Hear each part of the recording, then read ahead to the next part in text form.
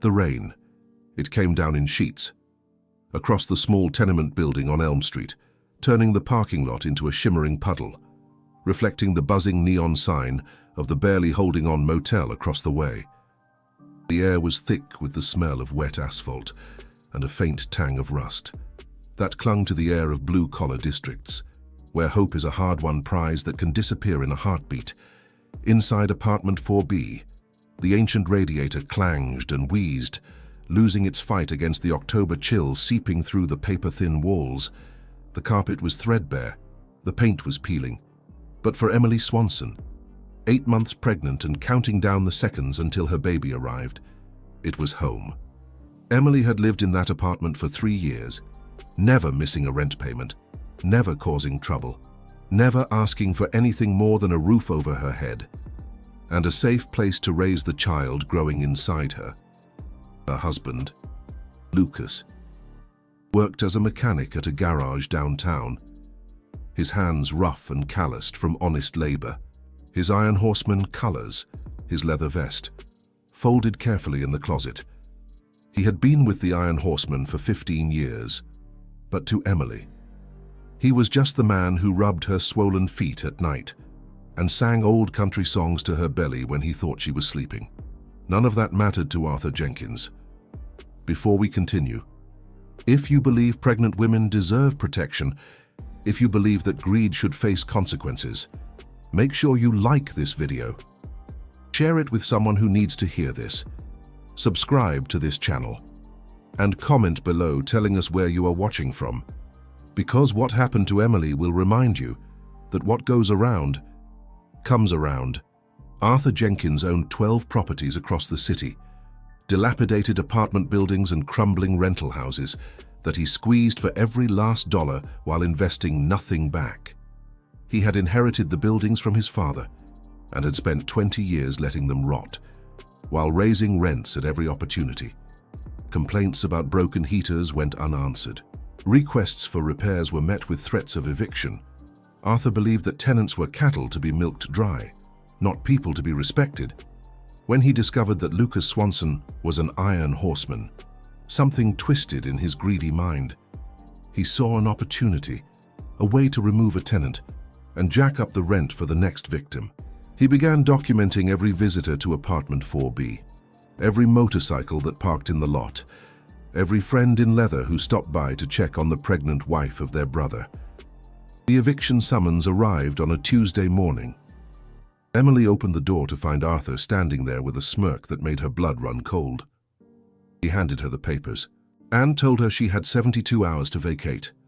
When she asked why, trembling, one hand on her swollen belly, he said he did not rent to motorcycle club affiliates, that her husband was a danger to the community, that if she was not gone by Friday, he would have the bailiff drag her out.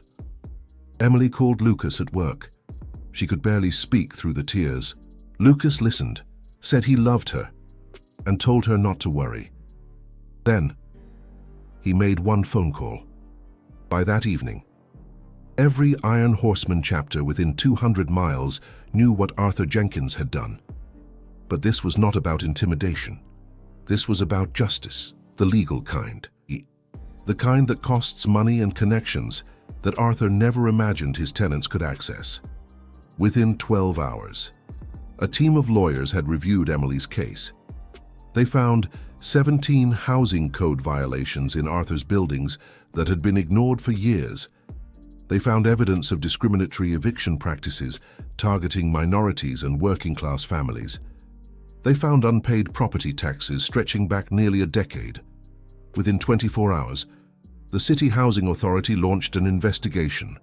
Inspectors arrived at all 12 of Arthur's properties. What they found was damning. Black mold in the walls, faulty wiring that could spark fires, lead paint in apartments where children lived. Emergency repair orders were issued. When Arthur failed to comply within the mandated time frame, the properties were condemned. Within 48 hours, Arthur Jenkins lost everything.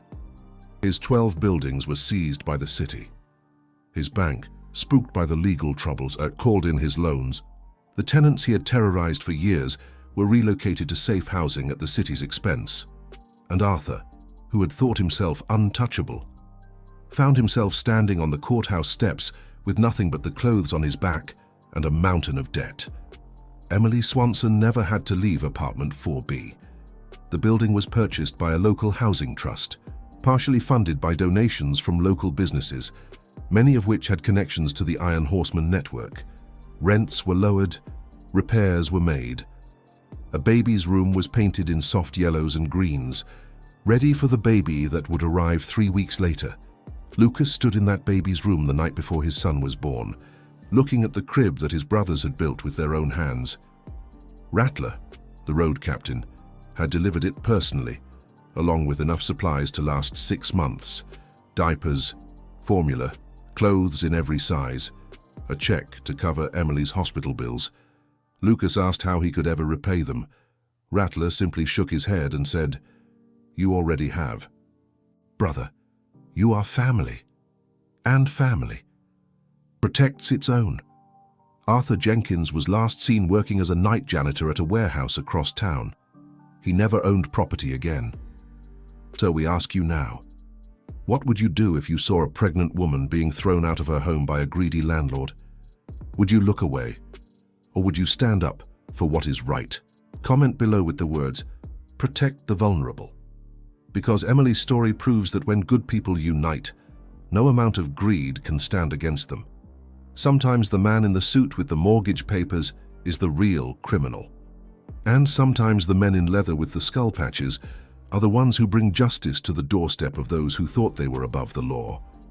Never underestimate the power of a family that rides together.